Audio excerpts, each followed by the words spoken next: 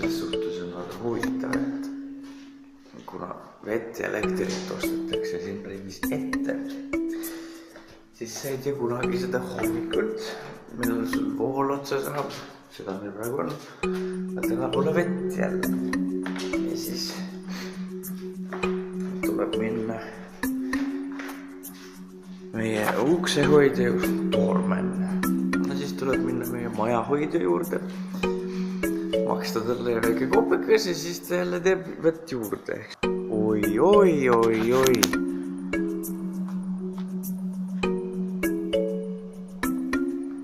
No mis see siis on? Tuld tohib teha ju ainult selleks ette nähtud kohas. No meie uksehoidja elab siin maja all. Siin ei olegi seinu ega midagi, aga täna vist oli öösel külm, mõttes siis hakkas lõket tegema. Vaat kui mõnus. Me elame, või noh, ta elab täpselt meie all. Aga kus ta siis nüüd on? Ma tahaks vett saada. Vaat siuksed hommikud meil siin. Tulime Eldahaari vanasse linnaossa. Ja vaata, seda ei ole mina ka varem näinud, et kui sul on rõdu, siis sa ei pea rõdu ise kasutama. Paned oma kitsed siia rõdu peale ja no vaat, ma vist ei ole loomaaias ka nii lähedalt kitse näinud. Mina väike linnalaps nagu ma olen. Aga jaa, kitsed kenasti rõdu peal. Siin on nagu lihavõtted. Kanad, kes munevad mune ja jänesed, kes neid lähevad peitma. Jänkud ja tibud ja kõik on koos.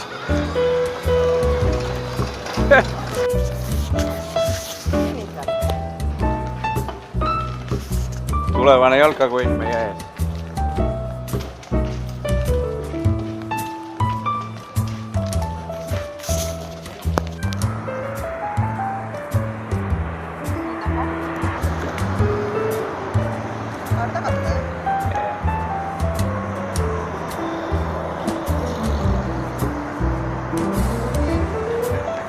Tahtsingi ta valguse kätte saada.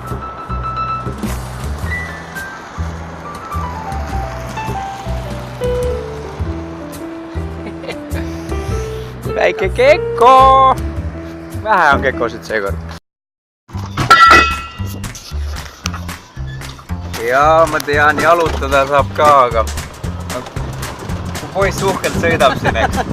No miks peaks jalutama? Lähed merele, puhkad jalga. Merel sukeldades ka puhkad. Ready?